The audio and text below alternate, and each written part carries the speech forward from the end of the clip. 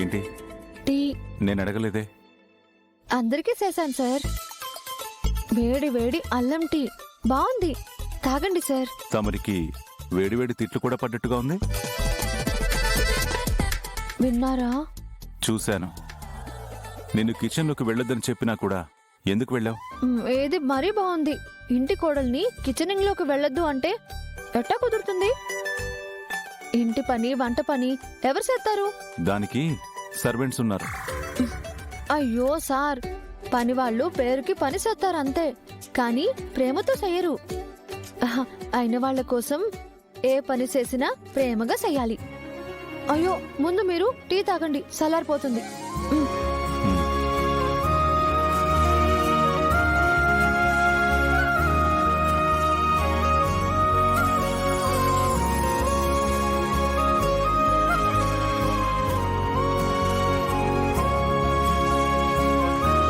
బాగుందా సార్? మొత్తం తాగకండి సార్, నాకు కొంచెం ఉంచండి. నేను సిప్ చేశాను. నీకు కావాలంటే మళ్ళీ నువ్వు చేసుకో. అయ్యో దేవుడా, మరి ఇంత ట్యూబ్ లైటింగ్ ఏంటి సార్? ఏమన్నా? మా బస్తీలో ఎవరికైనా ఏదైనా విషయం అర్థం కాకపోతే ట్యూబ్ లైటింగ్ అని అంటాం. లేకపోతే ఏంటి సార్?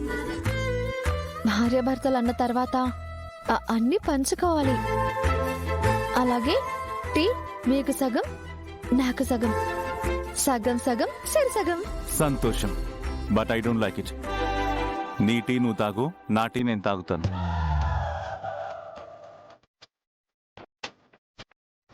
సార్ సార్ సార్, కొంచెం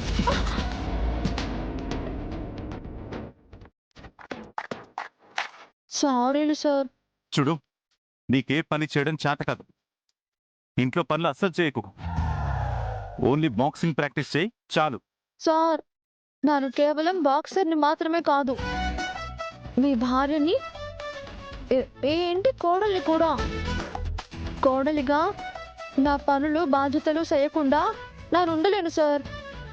అయినా ఏ పని చేయకపోతే నాకు తోచదు సార్. అయితే ఓ పని చేయి, అన్ని పనుల్లోనూ వేలు పెట్టకుండా నా పనుల మట్టుకే చెయ్యి. కనీసం అప్పుడైనా కాస్త తిట్లు తగ్గుతాయి. సరే, ఏం చేయమంటారో చెప్పండి. ప్రస్తుతానికి ఏ పని లేదు, ఉన్నప్పుడు చెప్తాను, అప్పుడు చేద్దు గాని. అయితే నేను వెళ్ళి వంట చేస్తాను. మళ్ళీ కిచెన్ లోకి వెళ్తానంటావేంటి? బుర్ర పని చేదా? సరే సరే, వెళ్ళి నా బట్టలు ఐరన్ చేయి. సరే సార్. ఒక్క నిమిషం. ఐరన్ బాక్స్ షాక్ కొట్టకుండా, నా బట్టలు తగలబెట్టకుండా జాగ్రత్తగా చెయ్యి. అసలే నువ్వు హాఫ్ మైండెడ్.